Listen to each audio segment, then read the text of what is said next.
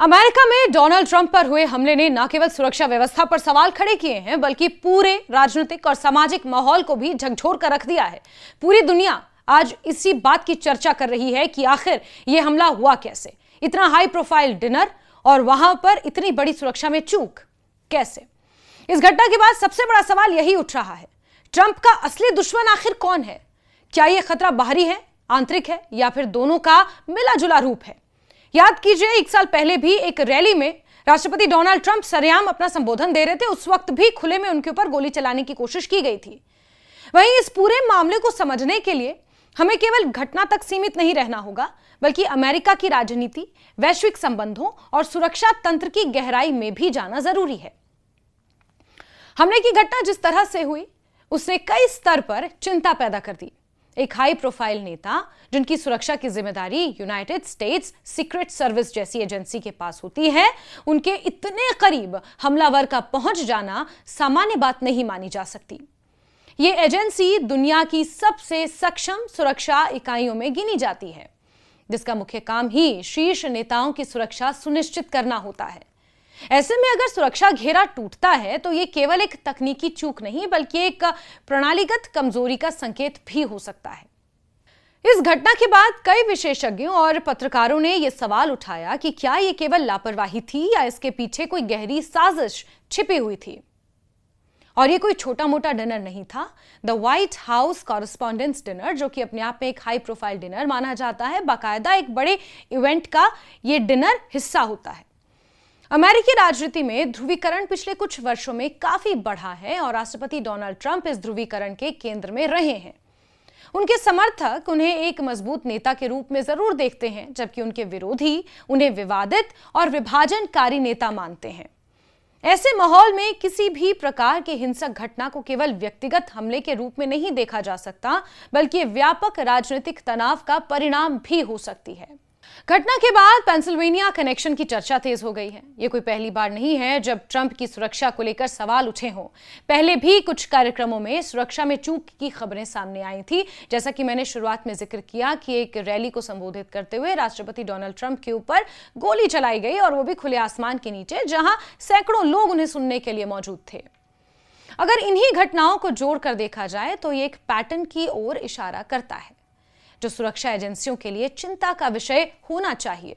इससे यह आशंका भी पैदा होती है कि कहीं यह केवल संयोग तो नहीं है, बल्कि किसी संगठित प्रयास का हिस्सा तो नहीं।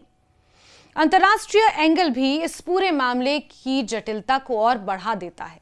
अमेरिका और ईरान के बीच संबंध लंबे समय से तनावपूर्ण रहे हैं।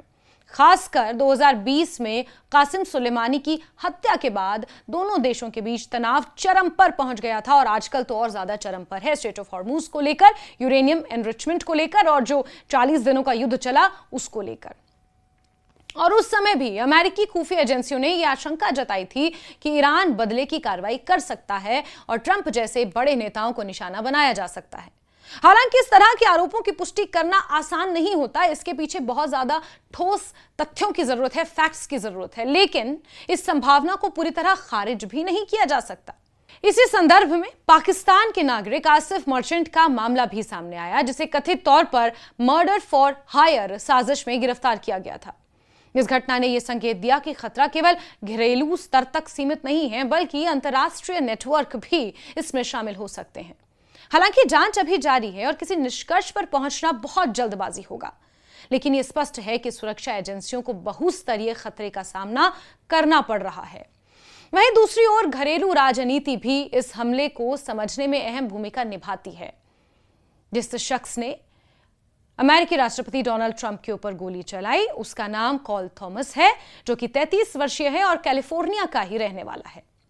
अमेरिका में राजनीतिक ध्रुवीकरण इतना बढ़ चुका है कि विरोध कई बार व्यक्तिगत दुश्मनी में बदल जाता है। सोशल मीडिया ने स्थिति को और ज्यादा जटिल बना दिया है, जहां अफवाहें और साजिश की थ्योरी तेजी से फैलती है।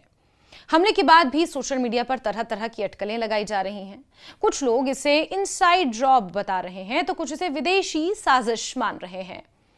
यह भी ध्यान देने वाली बात है कि किसी भी हाई प्रोफाइल नेता के खिलाफ खतरे का स्तर समय के साथ बदलता रहता है। डोनाल्ड ट्रंप जैसे नेता जो लगातार सुर्खियों में रहते हैं और जिनके फैसले वैश्विक राजनीति को भी प्रभावित करते हैं, उनके खिलाफ खतरा स्वाभाविक रूप से ज्यादा हो सकता है। ऐसे में सुरक्षा एजेंसियों को हमेशा सतर्क रहना पड़ता है और अपनी रणनीतियों को समय समय पर अपडेट करना होता है। हालांकि जैसे ही फायरिंग की जानकारी मिली, सीक्रेट सर्विस के कमांडोज ने पहले ही मौके पर पहुंचकर कवर दिया और चाहे जेडी वेंस हो, हेक्सेथ हो, मेलानिया ट्रंप हो, राष्ट्रपति डोनाल्ड ट्रंप हो, उन्हें सेफली इस हिल्टन होटल के उस प्रीमाइसेस से बाहर निकाला जहां पर यह फायरिंग की घटना हो रही थी। इस घटना ने अमेरिकी सुरक्षा तंत्र की कार्यप्रणाली पर भी सवाल खड़े कर दिए हैं। क्या एजेंसियों के बीच समन्वय की कमी है, यानी कि कम्युनिकेशन नहीं है, कोऑर्डिनेशन नहीं है? क्या खुफिया जानकारी को सही तरीके से साझा नहीं किया जाता, या फिर खतरे का आकलन सही से किया ही नहीं जाता? ये सभी सवाल जांच का हिस्सा बनेंगे और इनके जवाब आने वाले समय में ही मिल पाएंगे। यह घटना एक बड़े सामाजिक मुद्दे की ओर भी इशारा करती है। हिंसा का बढ़ता चलन। अमेरिका में हर कोई आसानी से हथियार रख सकता है, जब चाहे तब गोलीबारी कर सकता है। वो राजनीतिक हो या व्यक्तिगत, हिंसा का कोई भी रूप लोकतंत्र के लिए खतरा ही है। अमेरिका जैसे देश जो खुद को दुनिया का सबसे बड़ा लोकतंत्र मानते हैं, वहां इस तरह की घटनाएं चिंताजनक हैं। ट्रंप का दुश्मन आखिर कौन है? इस सवाल का सीधा और सरल जवाब शायद अभी तो संभव नहीं है। ये एक जटिल मुद्दा है जिसमें कई परतें हैं, राजनीतिक, सामाजिक, अंतर्राष्ट्रीय और सुरक्षा से जुड़ी हुई। और सबसे जो पहला चिंता का मुद्दा है वो अमेरिका की अपनी घरेलू राजनीति है, जो इस वक्त ध्रुवीकरण का शिकार है। जांच पूरी होने के बाद ही यह स्पष्ट हो पाएगा कि यह हमला किसने और क्यों किया। लेकिन इतना जरूर है कि इस घटना ने अमेरिका को यह सोचने पर मजबूर कर दिया है कि उसकी सुरक्षा व्यवस्था कितनी मजबूत है और उसे किन सुधारों की जरूरत है। सोशल मीडिया पर भी यही सवाल उठ रहे हैं कि दुनिया में शांति फैलाने की बात करने वाला अमेरिका, वहां के बड़े बड़े नेता आज अपने ही घर में सुरक्षित नहीं है। और इसी थीम पर बहुत सारे tweets social media handle x पर अब वायरल हो रहे हैं। इस पूरे मामले से एक बात तो साफ होती है कि किसी भी देश के लिए केवल बाहरी खतरे ही चुनौती नहीं होते, बल्कि आंतरिक अस्थिरता और राजनीतिक विभाजन भी उतने ही खतरनाक हो सकते हैं। आने वाले समय में यह देखना महत्वपूर्ण होगा कि अमेरिका इस घटना से क्या सबक लेता है और अपनी सुरक्षा और राजनीतिक व्यवस्था को किस तरह मजबूत करता है।